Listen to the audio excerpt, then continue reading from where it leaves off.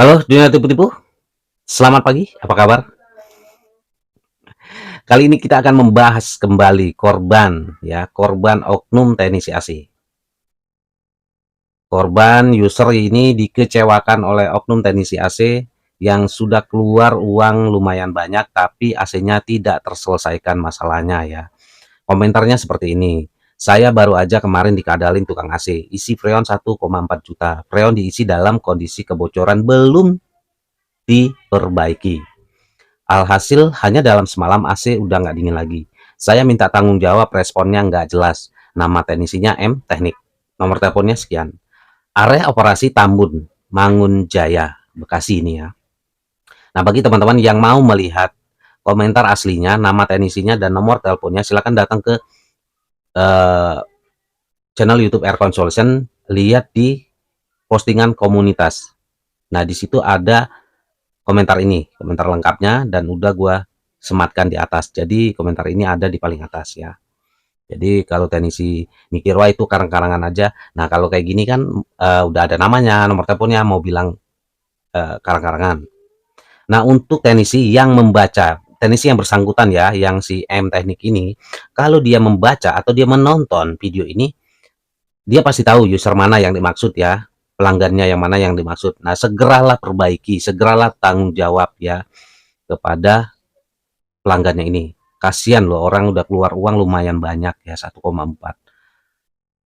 Kalau misalkan dia udah keluar banyak uang, terus aslinya terselesaikan trouble-nya, masalahnya, oke lah, mungkin ya udahlah gue ikhlas gitu kan. Tapi kalau dia udah keluar uang banyak, tapi masalahnya nggak selesai, itu benar-benar sakit loh. Itu menyakitkan ya. Nah ini untuk user ya, pelanggan. Nanti ada beberapa hal yang bisa kita ambil pelajaran untuk user yang lainnya ya dari kejadian ini. Oke, sekarang gua kasih cara mencari kebocoran freon untuk user yang mau belajar cari kebocoran sendiri ya di AC-nya jika terjadi kebocoran. Kebocoran ini bukan bocor air ya, tapi bocor freon. Nah, ini untuk teman-teman pengguna AC yang mau belajar mencari kebocoran freon. Nah, kebocoran freon itu bisa di mana aja ya. Bisa di sini di area-area baut ini, bisa di sepanjang pipa ini, di kedua pipa ini, bisa di sambungan sambungan pipa ini, bisa juga di area EPAP ini ya, EPAP indoor ini kan pipa semua. Nah langkah yang pertama teman-teman kalau mau cari kebocoran itu teman-teman harus punya, tapi ya harus punya manifold ini, manifold, alat manifold, lalu freon. Freon terserah mau tabung yang mini, mau tabung gede ini, tabung. Nah gini teman-teman, kasih tekanan ya, tekanan di pipa ini, di instalasi ini, teman-teman sambungin ke manifold ini, ke freon, tabung freon. Tapi AC dalam kondisi off ya, kondisi mati. Kenapa harus dalam kondisi mati? Karena dalam kondisi mati itu pertama demi keamanan, cabut ya, stop kontak cabut. Lalu yang kedua, AC dalam kondisi mati itu tekanan freonnya tinggi. Jadi mudah kita mencari kebocorannya ya, biasanya cepat ketahuan kalau dalam kondisi mati. Nah, di sini teman-teman buka freon, kasih tekanan tinggi ya, sekitar 200-an. Nah, lalu teman-teman kasih sabun di sini. Di sepanjang ini kasih sabun. Tuh. Nih kayak gini kan, gelembung-gelembung gini ada kebocoran tadi. Lalu sepanjang pipa ini kasih kasih semua. Lalu di sambungan indoor, flaringan indoor. Nah, di sini ada sambungan. Kalau AC teman-teman itu pipanya itu masuk ya, masuk ke dalam tembok, masuk ke dalam tembok itu, di luarnya itu, di luar tembok itu sekitar sejengkal dari tembok itu ada pipa sambungan ini. Nah, buka aja pakai cutter ya.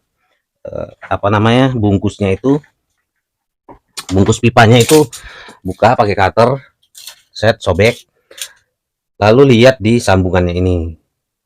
Nanti ditutup, buka aja ya, nanti bisa ditutup ulang. Apa, thermoplek itu bisa ditutup ulang pakai ductip ini. Lalu lihat juga di sepanjang EPAP itu. Kalau misalkan 200 PSI nggak ketemu, naikin lagi sampai 300 gitu ya, 300 PSI. Di masih cek pakai sabun lagi ya, busa sabun, cukup pakai sabun Sunlight aja. Terus di sini kondenser bahkan di badan kompresor ini juga bisa bocor ya, bocor freon. Itu cara carinya. Untuk user yang mau belajar sendiri ya, belajar cari kebocoran freon.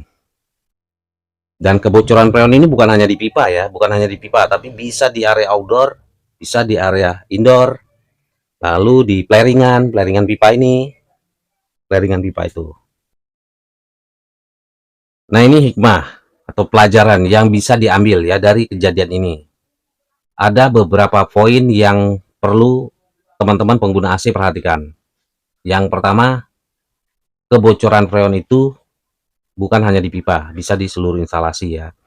Kalau ada teknisi yang isi freon, yang menyatakan freon AC teman-teman itu kurang atau habis, tapi dia langsung isi freon. Nah, itu artinya teknisi tipu-tipu. Karena dia tahu penyebab freon berkurang atau habis itu karena kebocoran. Tapi kalau dia nggak perbaiki dulu titik bocornya, dia langsung isi, artinya dia penipu ya, tipu-tipu.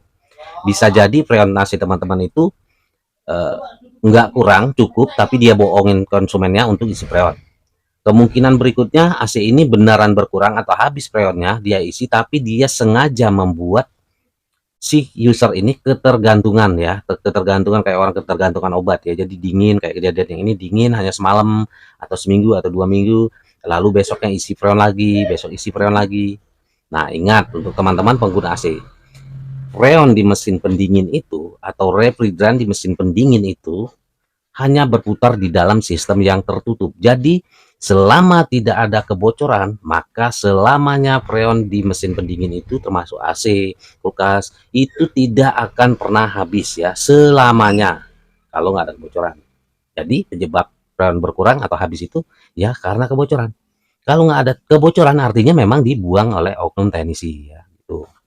Lalu pelajaran berikutnya yang perlu user pengguna AC perhatikan, jika teknisi memponis freon teman-teman kurang atau habis, lalu tanpa dicari titik pasti bocornya, teknisi ini langsung menawarkan ganti pipa.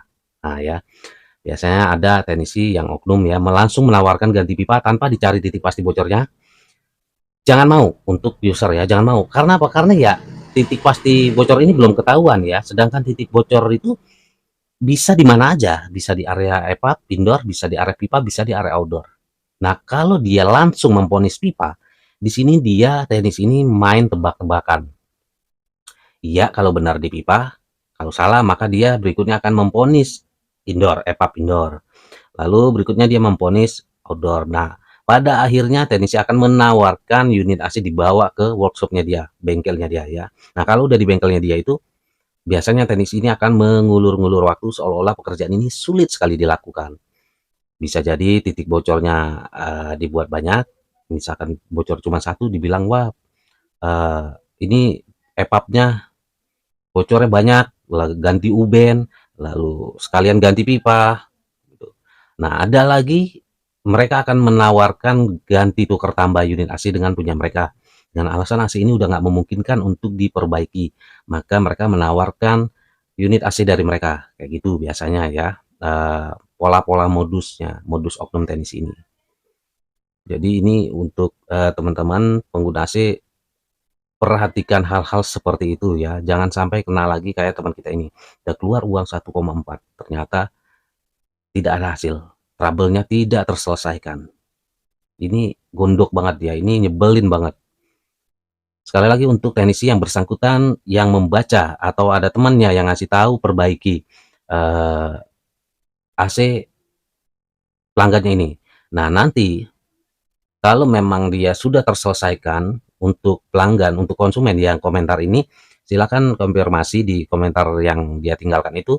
Nanti gua hapus video ini, apa-apa, hapus ya.